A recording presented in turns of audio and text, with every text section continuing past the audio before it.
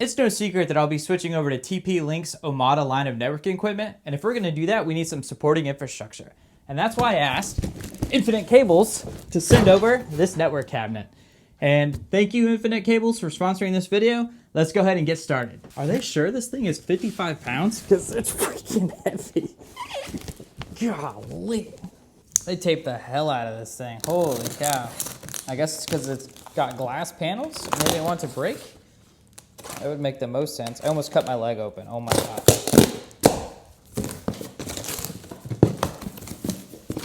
Oh, a box in a box. All right. Oh, check this out. It kind of looks like a crate almost, but instead of a crate, it's just boxes.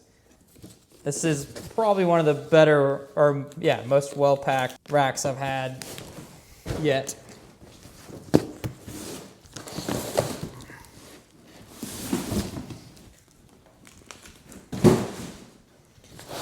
Looks like this took some damage. That's not good.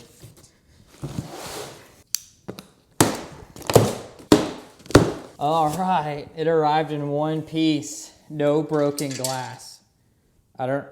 Something loose was there. I don't know what it was. Oh, it's just a screw. Okay, let's get this out of the way for now. I found this loose inside. Not sure what this is. This probably goes to like a door hinge or something. We'll figure that out later. I chose this network cabinet or rack, whatever you like to call it, specifically because this is actually the 23-inch deep model. So I wanted something a little bit deeper just in case we stick a tiny server inside and wanted to have some room to play.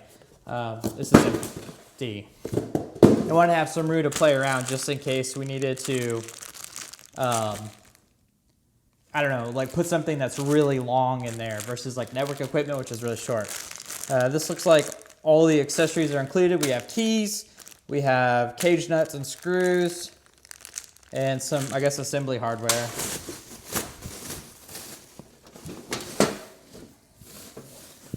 One side panel.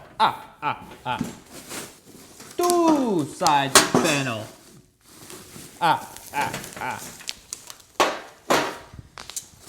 All right, we really are gonna have to assemble this thing completely. Oh, please tell me this comes with 4 posts and not 2. Ah, it does, thank gosh. 4 posts are important, we need 4. Oh, a wall installation template. That would have been nice to have with the Trip Light one. Trip Light doesn't give you one of these, so you just kind of have to measure all the holes and get it right. Really simple, glad they included this. It's like a kind of a no-brainer, right? Be gone!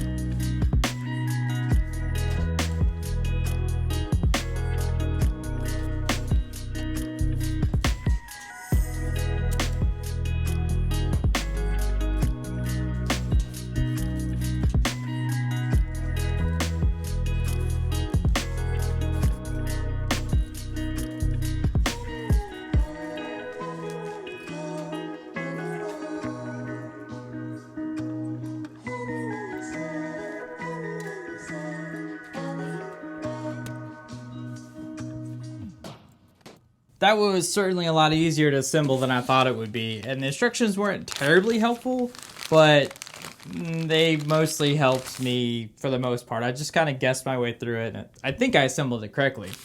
But there's only one problem. They either gave us an extra screw, or I lost one, and this is supposed to go somewhere, but I don't know where. So that's problem one. There's actually an echo off of this thing because it's so massive and hollow. I wasn't thinking very clearly, but when I was actually screwing in some of the screws, I was like, man, it'd be really nice to have some washers. Well, they included them, but I didn't use any of the washers. It's fine. It'll be fine. Since when do you actually need washers anyway? But yeah, this thing was easy to assemble. It seems pretty sturdy. It's pretty hollow. I don't know if you guys can hear the echo off of my body or not, or off of it and then onto the microphone that's on my body. But anyway, enough about, oh, there's definitely echo. We're closing that. So enough about some of my assembly issues. The front door is adjustable, so you can actually open it this way or the opposite way, so towards the camera and away from the camera. You can flip it to get it to open two directions, which is really cool. The rails are adjustable. They have different depths. It's not labeled what the depths are. Also, the rails themselves aren't labeled with what U you're at, so you'll just have to guessing. This is a 9U rack. I don't know if I mentioned that earlier or not. But at least they're adjustable, so that's cool. So my front rails are all the way back, and my back rails are just one click back. So I think that'll be a good length. I don't plan on plugging anything into the actual rear of this, and I wanted to leave enough space with the front rails or whatever is plugged in here, or I'm sorry, mounted at the front, so there's enough room for cables and other accessories like that. So that's why I mounted those far back. Other notable things about this unit is its carry capacity, or the amount of stuff that you can actually stick in here, is at a maximum load of 135 pounds, which is quite a lot for a 9U network rack, and especially with something this size, or this length or depth, whatever you want to call it. Having it mounted to the wall and having the equipment stick this far out can be pretty precarious.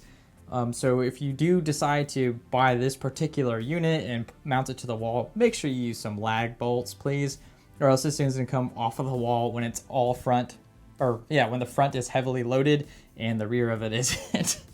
But yeah, I don't know, it was very easy to assemble, and no, it doesn't include any mounting hardware. You will have to buy your own wall mounting hardware with this, which is pretty common, so I've learned.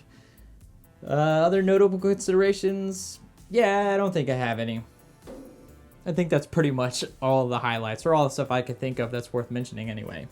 So I think for now, what we're actually gonna do with this particular unit is just stick it right on top of my shelves. I wanna mount it to the wall, but I don't really have any permanent place where I think I wanna stick it. So we're just gonna stick it up there for now, out of the way. And that probably means, oh my gosh, this thing is heavy.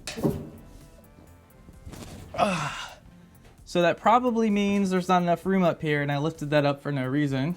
So let's put it back down.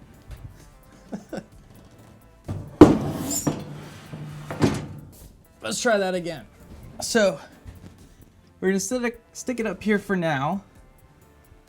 And oh gosh. And it probably means it's gonna stay up here.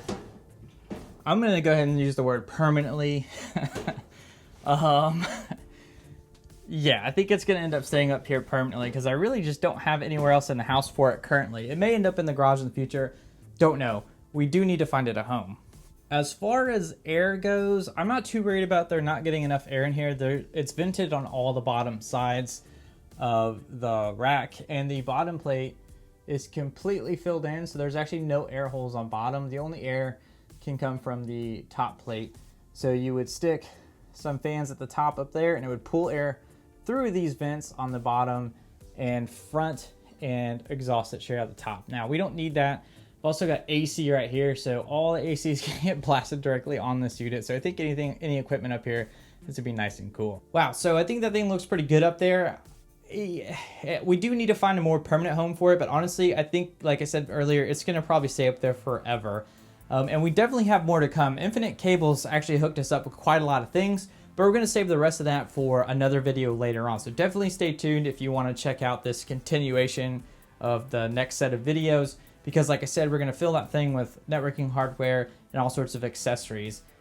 And in the meantime, I'm gonna start thinking about where I might wanna stick that, because we don't really have a really good storage solution with what we got going on in here. It's starting to get a little full.